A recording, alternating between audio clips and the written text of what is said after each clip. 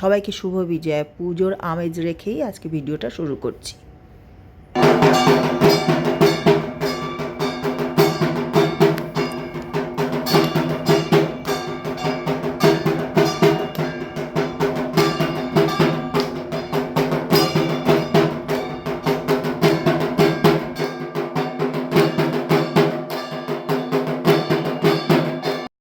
ভালো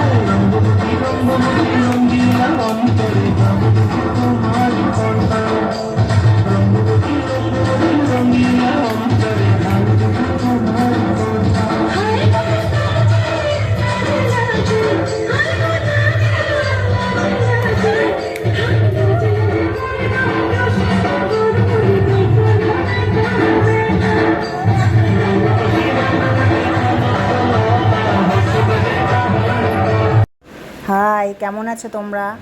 দেখো আমার ছোট্ট ছেলেটা দেখতে দেখতে কত বড় হয়ে গেল।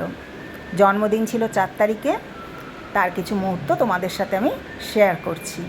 রাত্রিবেলা 12টার সময় কেক কাটিং হয়েছে, ছেলেকে কেক খাইয়ে দিলাম, আর এই ছেলে আর মেয়ে, আর যা যা রান্না করে খাইয়েছি তার একটুখানি তোমাদের দেখিয়ে দিলাম। বেশি তো খেতে চায় না, ওই জন্য ওর পছন্দ মতো একটু রান্না করে খাইয়েছি, পায়েসটা খাইয়েছি, আর বাকি মেনু রাত্রিবেলা। আর সিম্পল একটা ঝোল তোমাদের আজকে দেখাবো। পাবদা মাছের রান্না তো আছেই। তো দেখো, পাবদা মাছ তেলের মধ্যে দিলে অনেক সময় ফাটে, কাঁচা তেল মাখিয়ে নিলে অনেক সময় বলে ফাটে না, কিন্তু ফাটে, আমি দেখেছি। তো ওই জন্য কী করতে হবে, সবসময় ঢাকা দিয়ে পাবদা মাছটা ভাজতে হবে। ঢাকা দিয়ে দিয়ে যার যেরকম পছন্দ, কেউ একটু কড়া পছন্দ করে, কেউ একটু হালকা ভাজা পছন্দ করে, যার যেরকম পছন্দ মতো ভেজে নেবে। আমি একটু কড়া করেই ভাজা করি, ভালো লাগে। তো যাই হোক, ভেজে নিচ্ছি দেখো মাছটা। এবার একটু কালো জিরে দিয়ে, বড়ি ভেজে নিয়ে কালো জিরে দিয়ে ঝোল করব। আর এই মশলা যেটা আমি দেবো, সেই মশলাটা আমার হাতে করাই থাকে আর কি, ঘরের। বাজারের কেনা মশলাটা আমি ব্যবহার করি না, তোমরা আগের ভিডিওগুলো দেখলে সেটা জানতে পারবে। দেখো, বড়ি ভেজে নিলাম, এবার একটু কালো জিরে দিয়ে দিলাম, একটু কাঁচা লঙ্কাও দিয়ে দিলাম, একটু টমেটো কুচি দিয়ে দিলাম। এবার একটু নুন দিয়ে দেবো, তাহলে টমেটোটা তাড়াতাড়ি গলে যাবে। নুন দিয়ে দিলাম স্বাদ মতো। এবার একটু কাশ্মীরি লঙ্কার গুঁড়ো, একটু হলুদ, একটু কালারের জন্য সামান্য একটু মিষ্টি। এবার সেই ভাজা মশলাটা দিয়ে দিলাম, দিয়ে অল্প অল্প করে গরম জল দেবো, দিয়ে মশলাটাকে ভালো করে, টমেটোটা গলে যাবে আর মশলাটা কষাবো। কষিয়ে দেখো একদম তেল ছেড়ে ছেড়ে আসবে। কাঁচা লঙ্কা দিয়ে দিলাম, আমি দুটো পাকা লঙ্কা ছিল হাতের কাছে দিয়ে দিলাম। তোমরা কাঁচা লঙ্কাও দিতে পারো, কোনো অসুবিধা নেই, যার যেরকম পছন্দ সে সেরকম দিয়ে নেবে। এবার জল দিয়ে অল্প অল্প করে কষাবো।